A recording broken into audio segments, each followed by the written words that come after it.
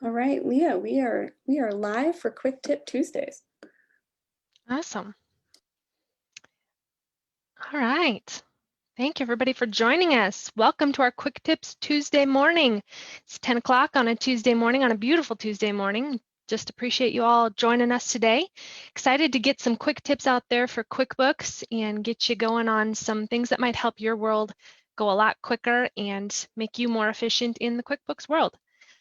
Before we get started, I do want to just mention we had a great turnout and great time last week for our QuickBooks Online Foundations webinar class.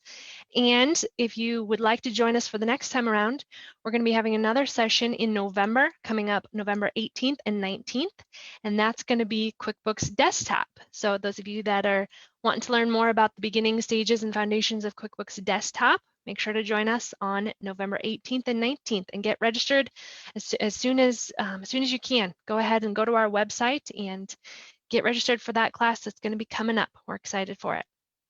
All right, so let's delve in and get some quick tips going, help you out with your QuickBooks. So I've said it in the past before that, you know, don't feel like you can't learn anything if you're just strictly desktop, but today I want to show you what if you do use QuickBooks Desktop and you're not sure about this QuickBooks Online. You've seen it now. We maybe joined in last week and saw some of my tips and how to work in QuickBooks Online. So what's it all about? If you don't want to necessarily jump in, it's a little bit more expensive than QuickBooks Desktop, depending on the service that you get. But if you don't want to just jump in feet first, you can test it out and you can see whether this is something that you'd be interested in. So I'm going to show you a tip on how to just practice in a test file and just feel around, and you can follow around with what we're doing today. So I'm going to go to a new website here and I'm just going to type qbo.intuit.com. You can see it at the top there, .com, and then it's just /redir/test drive. I think those are technically called backslashes, but you can just look exactly how I have it typed up there and type that into your web browser, qbo.intuit.com, redir/test drive, right as you see it at the top there. So give that a try. See if you can play around in it and get a feel for how QuickBooks Online works and how it looks. It's way different than desktop, but one of the many benefits to it is that you can access it anywhere you have internet. So the people that like to be able to go out to their customers and give them an invoice right out in the field and create the invoice while you're on the job, those kind of things can be really beneficial to you. So just, you know, get an idea for how it feels, and if you like it, go ahead and sign up with QuickBooks Online and get going that direction. Things are definitely moving that way. All right, so I want to show you today about in QuickBooks Online, what is the difference between entering in a check and an expense? So the reason I wanted to show you this today is because this is different than QuickBooks Desktop. So if you were just coming in from QuickBooks Desktop and decided you're going to make the leap and jump into QuickBooks Online and try it out, you might have seen here that you have under the vendors, under my new plus tab over here, you have expense and then you have check. So a check, if you're entering in a check, it's basically you're putting in a check that has been written, handwritten, or you can print these checks directly out of QuickBooks. There's another little quick tip. If you hit this print later, you can print these checks directly out of QuickBooks to save yourself that extra step of handwriting it and then entering it in. You can order these checks that fit into your printer. They're legitimate type checks, and you can get them to where they have 3 sections on them, so you can tear off the bottom stub, keep that for your own record, kind of like a duplicate in a personal checkbook, and then give the other 2 pieces to your vendor, stick it in the mail, and that way it's entered and it's printed. You don't have to go and handwrite it yourself. So another little thing that you can do there. If you're entering in a check that's already been written, you would just enter in the check number here. You'd enter in your payee, who you're paying it to, and the check. So this is how you would enter things in, checks in, if it was actually a handwritten check or you're going to be printing the check out of QuickBooks. So you get the bill in the mail and you want to just, you've paid it already, or you're paying it right now when you get the bill right away. So you enter in the check. It's going to be reducing your checking account and expensing to the utilities expense right here. Easy as that. All right, so what if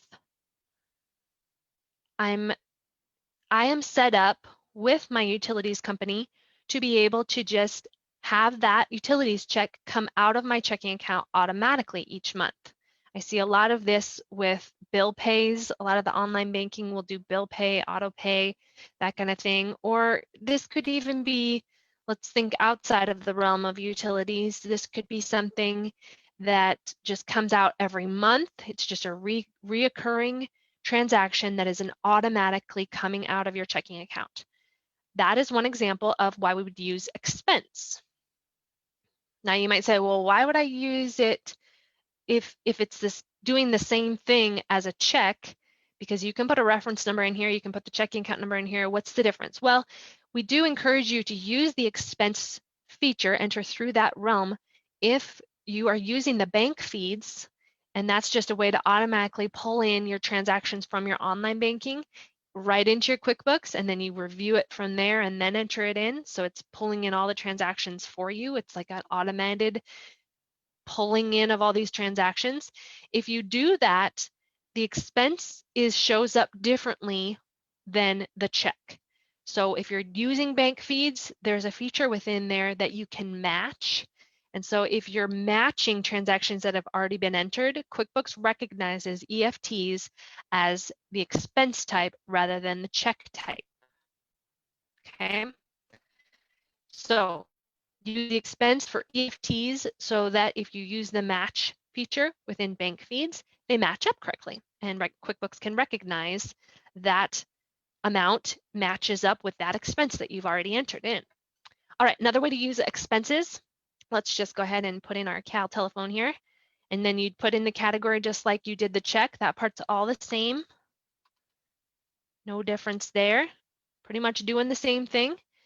But like I said, this would be how you would enter it if it wasn't automatically coming out of your checking account, an EFT or ACH, they call it sometimes. All right, so this is also what you would use if you were entering in a credit card charge. So let's say you paid your telephone bill over the phone with a credit card. This is how you would enter in a credit card charge into QuickBooks manually. Now there is a way to do that bank feeds with credit cards, which is really slick. I would encourage you to take a look at that, especially if you have lots and lots of credit card transactions throughout the month. And it's a lot of just streamlined. You're just swiping your card at the gas station several times throughout the week. And it's always gas when you're swiping your card at the Big D or, whatever gas station you might use. So it's something that can really save you time if you use those automatic bank feeds for credit cards. But if you're going to be entering in manually credit card charges, this is where you would do it right here. Again, I'll go over here and show you how to get there. You go to New, and under Headers, you go to Expense. And then when it pulls up, you enter in who this charges to and just select this as your credit card. So you can set up several credit cards if you want to keep track of them separately there. If you have several cards, just enter them in there. So this is a credit card charge, or you can do an EFT through expenses. This is the area in QuickBooks Online that you would enter those in.